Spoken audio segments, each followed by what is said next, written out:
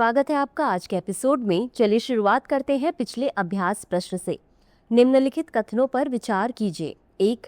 संविधान में मुख्यमंत्री की नियुक्ति की प्रक्रिया स्पष्ट रूप से निर्धारित की गई है। 2. संविधान के अनुच्छेद 164 में कहा गया है कि मुख्यमंत्री की नियुक्ति राज्यपाल द्वारा की जाएगी। 3. संविधान में मुख्यमंत्री की नियुक्ति से पहले विधानसभा में बहुमत साबित करने का प्रावधान नहीं है। उपर्युक्त कथनों में से कितने सही नहीं है? ए केवल 1, बी केवल 2, सी सभी तीनों, डी कोई नहीं। इस प्रश्न का सही उत्तर है विकल्प ए केवल 1। चलिए देखते हैं इसके विश्लेषण को। मुख्यमंत्री की नियुक्ति।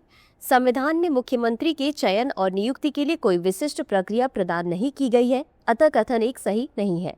अनुच्छेद 164 के अनुसार मुख्यमंत्री की नियुक्ति राज्यपाल द्वारा की जाएगी, अतः कथन 2 सही है।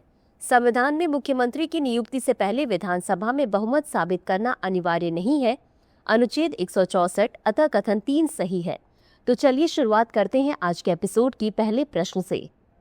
ओलिव रिडले कछुए के संदर्भ में निम्नलिखित कथनों पर विचार करें। 1. वे शाकाहारी समुद्री कछुए हैं जो अपने सामूहिक घोंसला बनाने के लिए जाने जाते हैं। 2. इन कछुओं को IUCN रेड लिस्ट में सुभेद के रूप में वर्गीकृत किया गया है। 3. वे केवल हिंद महासागर में पाए जाते हैं। उपर्युक्त कथनों में से कितने सही हैं? ए केवल 1, बी केवल 2, सी सभी तीनों, डी कोई नहीं। इस प्रश्न का सही उत्तर है विकल्प ए केवल 1। चलिए देखते हैं इसके विश्लेषण को। ओलिव रिडले कछुए। ये कछुए मांसाहारी होते हैं और इनका ये नाम इनके जैतून के रंग के कवच के कारण पड़ा है, अतः कथन 1 सही नहीं है। इन कछुओं को IUCN रेड लिस्ट में सुभेद के रूप में वर्गीकृत किया गया है, अतः कथन 2 सही है। संरक्षण स्थिति। वन्यजीव संरक्षण अधिनियम 1972 की अनुसूची 1 और साइस्ट परिशिष्ट 1 में शामिल है। वे प्रशांत, अटलांटिक और हिंद महासागर के गर्म जल में पाए जाते हैं, अतः कथन 3 सही नहीं है।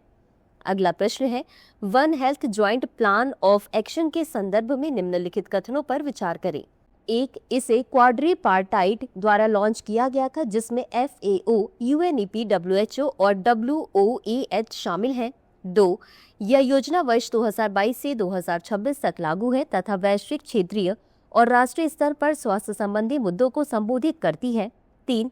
वन हेल्थ फ्रेमवर्क को लागू करने के लिए एक पायलट प्रोजेक्ट उत्तर प्रदेश में लॉन्च किया गया था। उपर्युक्त कथनों में से कितने सही हैं? ए केवल 1, बी केवल 2, सी सभी 3, डी कोई नहीं। इस प्रश्न का सही उत्तर है विकल्प बी केवल 2। चलिए देखते हैं इसके विश्लेषण को। One health joint action. One health joint plan of action को क्वाड्रिपार्टाइट संगठन, खाद्य एवं कृषि संगठन, संयुक्त राष्ट्र पर्यावरण कार्यक्रम, विश्व स्वास्थ्य संगठन और विश्व पशु स्वास्थ्य संगठन द्वारा शुरू किया गया था, अतः कथन 1 सही है। यह योजना वर्ष 2022 से 26 तक लागू है तथा वैश्विक, क्षेत्रीय और राष्ट्रीय स्तर पर स्वास्थ्य संबंधी मुद्दों को संबोधित करती है, अतः कथन 2 सही है। उत्तराखंड में वन हेल्थ फ्रेमवर्क को लागू करने के लिए एक पायलट परियोजना शुरू की गई, अतः कथन 3 सही नहीं है। एक्शन प्लान के मुख्य क्षेत्र। स्वास्थ्य प्रणालियों के लिए वन हेल्थ कैपेसिटी, उभरती और पुनः उभरती जूनोटिक महामारी, स्थानिक जूनोटिक, उपेक्षित उष्णकटिबंधीय और वेक्टर जनित रोग, रोगाणुरोधी प्रतिरोध और पर्यावरण, खाद्य सुरक्षा जोखिम। अगला प्रश्न है, राजमन्नार समिति 1969 के संदर्भ में निम्नलिखित कथनों पर विचार कीजिए। 1. यह केंद्र राज्य संबंधों की समीक्षा करने वाली पहली राज्य स्तरीय पहल थी। 2. समिति ने पुनः संघीय संतुलन स्थापित करने हेतु अंतर्राज्यीय परिषद का सुदृढ़ीकरण करने का आह्वान किया। उपर्युक्त कथनों में से कितने सही है? यह सही है। ए केवल 1, बी केवल 2, सी 1 और 2 दोनों, डी इनमें से कोई नहीं। इस प्रश्न का सही उत्तर है विकल्प सी 1 और 2 दोनों। चलिए देखते हैं इसके विश्लेषण को। राजमन्नार समिति 1969। तमिलनाडु द्वारा गठित राजमन्नार समिति केंद्र राज्य संबंधों की समीक्षा करने वाली पहली राज्य स्तरीय पहल थी, अतः कथन 1 सही है। इसमें सत्ता के बढ़ते केंद्रीकरण की आलोचना की गई, जिससे राज्य की स्वायत्तता प्रभावित हो रही थी। यद्यपि संविधान संघीय प्रतीत होता है, लेकिन समिति के अनुसार यह एकात्मक रूप से कार्य करता है, जिससे राज्य केंद्र के प्रशासनिक अंग बन जाते हैं। समिति ने पुनः संघीय संतुलन स्थापित करने हेतु अंतर्राज्यीय परिषद का सुदृढ़ीकरण करने का आह्वान किया, अतः कथन 2 सही है। अगला प्रश्न है, K2 18B ग्रह के संदर्भ में निम्नलिखित कथनों पर विचार करें। 1. इसकी खोज निसार उपग्रह या NASA ISRO synthetic aperture radar द्वारा की गई थी। 2. यह सौरमंडल के बाहर के ग्रहों की एक श्रेणी से संबंधित है जो पृथ्वी से बड़ा है लेकिन नेपच्यून से छोटा है। उपरोक्त में से कौन सा या कौन से कथन सही है या सही है? ए केवल एक, बी केवल दो, सी एक और दो दोनों, डी न तो एक और न ही दो। इस प्रश्न का सही उत्तर है विकल्प बी केवल दो। चलिए देखते हैं इसके विश्लेषण को। K2 18B की खोज वर्ष 2015 में नासा के केपलर मिशन द्वारा की गई थी, जिसके बाद ऐसे अध्ययन हुए जिन्होंने ब्रह्मांड की समझ को बदल दिया, अतः कथन एक सही नहीं है। यह सौरमंडल के बाहर के ग्रहों की एक श्रेणी से संबंधित है जो पृथ्वी से बड़ा है लेकिन नेपच्यून से छोटा है, अतः कथन दो सही है। ये उप नेपच्यून एक तारे के गोल्डीलॉक्स जोन के आसपास स्थित है, जो एक ऐसा क्षेत्र है जो पानी को समाहित करने के लिए न तो बहुत गर्म है और न ही बहुत ठंडा है और अतः जीवन की संभावना प्रदान करता है। अगला प्रश्न है, निम्नलिखित कथनों पर विचार कीजिए। एक, विश्वविद्यालय अनुदान आयोग ने वर्ष 2025 को ईयर ऑफ आर्टिफिशियल इंटेलिजेंस घोषित किया है।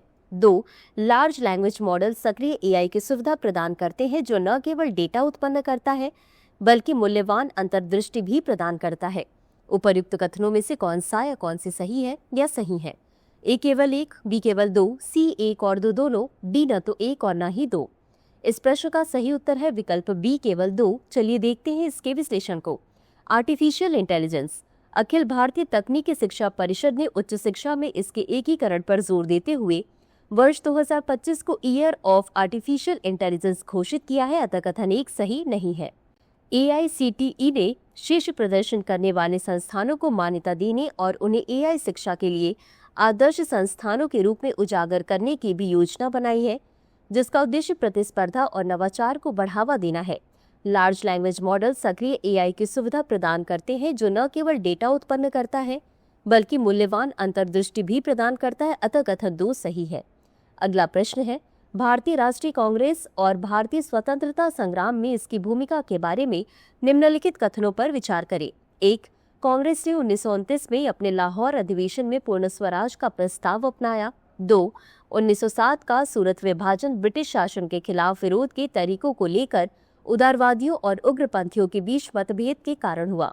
3, कांग्रेस ने 1920 में महात्मा गांधी के नेतृत्व में असहयोग आंदोलन शुरू किया। उपर्युक्त कथनों में से कौन सा या कौन सी सही नहीं है या नहीं है?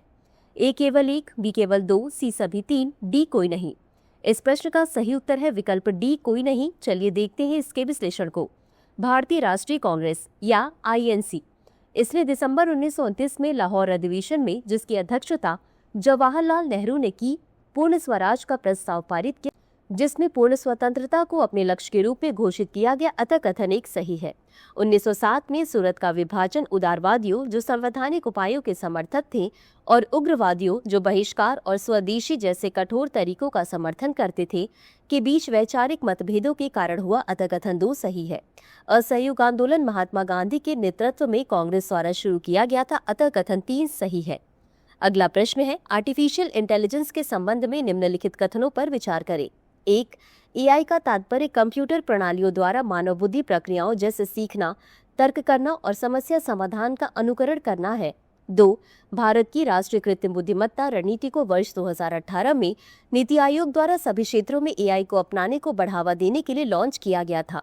3, आरोग्य सेतु ऐप ने कोविड-19 महामारी के दौरान संपर्क ट्रेसिंग और जोखिम मूल्यांकन के लिए AI का उपयोग किया। उपर्युक्त कथनों में से कितने सही हैं? ए केवल एक, बी केवल दो, सी सभी तीन, डी कोई नहीं। इस प्रश्न का सही उत्तर है विकल्प सी सभी तीन। चलिए देखते हैं इसके विश्लेषण को। कृत्रिम बुद्धिमत्ता या AI में एल्गोरिदम और कम्प्यूटेशनल सिस्टम के माध्यम से सीखने, तर्क करने और समस्या समाधान जैसी मानव संज्ञानात्मक प्रक्रियाओं का अनुकरण शामिल है, अतः कथन एक सही है। नीति आयोग ने 2018 में राष्ट्रीय AI रणनीति शुरू की, जिसमें स्वास्थ्य सेवा, कृषि और शिक्षा जैसे क्षेत्रों पर ध्यान केंद्रित किया गया, अतः कथन 2 सही है। कृषि में उदाहरण के लिए ICAR और स्टार्टअप द्वारा फसल की उपज का पूर्वानुमान लगाने, कीटों का पता लगाने और सटीक खेती के लिए AI आधारित पूर्वानुमान मॉडल का उपयोग किया जाता है। आरोग्य सेतु ऐप ने कोविड-19 महामारी के दौरान संपर्क ट्रेसिंग और जोखिम मूल्यांकन के लिए AI का उपयोग किया, अतः कथन 3 सही है। अगला प्रश्न है, निम्नलिखित कथनों पर विचार कीजिए। 1, मंडल आयोग की स्थापना वर्ष 1979 में हुई थी और इसने सरकारी नौकरियों और शैक्षणिक संस्थानों में अन्य पिछड़ा वर्ग के लिए 27% आरक्षण की अनुशंसा की थी। 2, सर्वोच्च न्यायालय ने इंदिरा साहनी मामले में 27% ओबीसी आरक्षण को असंवैधानिक घोषित किया गया। उपर्युक्त कथनों में से कौन सा या कौन से सही है या सही है? ए केवल 1, बी केवल 2, सी 1 और 2 दोनों, डी न तो 1 और न ही 2। इस प्रश्न का सही उत्तर है विकल्प ए केवल 1। चलिए देखते हैं इसके विश्लेषण को। मंडल आयोग, जिसे आधिकारिक तौर पर दूसरा पिछड़ा वर्ग आयोग कहा जाता है, 1 जनवरी 1979 को स्थापित किया गया था और इस आयोग ने सरकारी नौकरियों और उच्च शिक्षण संस्थानों में ओबीसी के लिए 27% आरक्षण की अनुशंसा की थी। अतः कथन 1 सही है। इंदिरा साहनी बनाम भारत संघ मामले 1992 में सर्वोच्च न्यायालय ने 27% ओबीसी आरक्षण को संविधान के अनुसार मान्य माना, लेकिन कुछ शर्तें जैसे कि क्रीमी लेयर का अपवाद और कुल आरक्षण पर 50% की सीमा लागू की। अतः कथन 2 सही नहीं है। अगला प्रश्न है, किसी राज्य के राज्यपाल की वित्तीय शक्तियों के संदर्भ में निम्नलिखित कथनों पर विचार करें। 1. राज्यपाल यह सुनिश्चित करते हैं कि वार्षिक वित्तीय विवरण राज्य विधानमंडल के समक्ष प्रस्तुत किया जाए। 2. धन विधेयक राज्य विधानमंडल में केवल राज्यपाल की पूर्व सिफारिश से ही प्रस्तुत किया जा सकता है। 3. राज्यपाल को अप्रत्याशित व्यय के लिए राज्य की संचित निधि से अग्रिम राशि देने का अधिकार है। उपर्युक्त कथनों में से कितने सही हैं? ए केवल 1, बी केवल 2, सी सभी तीनों, डी कोई नहीं। इस प्रश्न का सही उत्तर है विकल्प बी केवल 2। चलिए देखते हैं इसके विश्लेषण को। संविधान के अनुच्छेद 202 के अनुसार राज्यपाल यह सुनिश्चित करता है कि वार्षिक वित्तीय विवरण राज्य बजट राज्य विधानमंडल के समक्ष रखा जाए। अतः कथन 1 सही है। अनुच्छेद 207 के तहत धन विधेयक को राज्य विधानमंडल में पेश करने के लिए राज्यपाल की पूर्व सिफारिश की आवश्यकता होती है। अतः कथन 2 सही है। अनुच्छेद 267 के अनुसार अप्रत्याशित व्यय को पूरा करने के लिए राज्यपाल राज्य की आकस्मिकता निधि से अग्रिम राशि दे सकते हैं। अतः कथन 3 सही नहीं है। इसी के साथ अंत में देखते हैं आज के अभ्यास प्रश्न को। जेम्स वेब स्पेस टेलीस्कोप के संदर्भ में निम्नलिखित कथनों पर विचार करें। 1. JWST विभिन्न अंतरिक्ष एजेंसियों के बीच एक अंतर्राष्ट्रीय सहयोग है और वर्तमान में यह सन अर्थ L2 लैग्रेंज बिंदु पर स्थित है। 2. ये अब तक निर्मित सबसे बड़ा, सबसे शक्तिशाली अवरक्त अंतरिक्ष दूरबीन है और हबल दूरबीन का उत्तराधिकारी है। उपर्युक्त में से कौन सा या कौन से कथन सही नहीं है या नहीं है? ए केवल 1, बी केवल 2, सी 1 और 2 दोनों, डी न तो 1 और न ही 2। इस प्रश्न का उत्तर कमेंट बॉक्स में जरूर दें। आज के लिए बस इतना ही। धन्यवाद। डियर व्यूअर्स, अपने एग्जाम की तैयारी को और बेहतर करने के लिए हमारे चैनल को लाइक, शेयर और सब्सक्राइब करना न भूलें।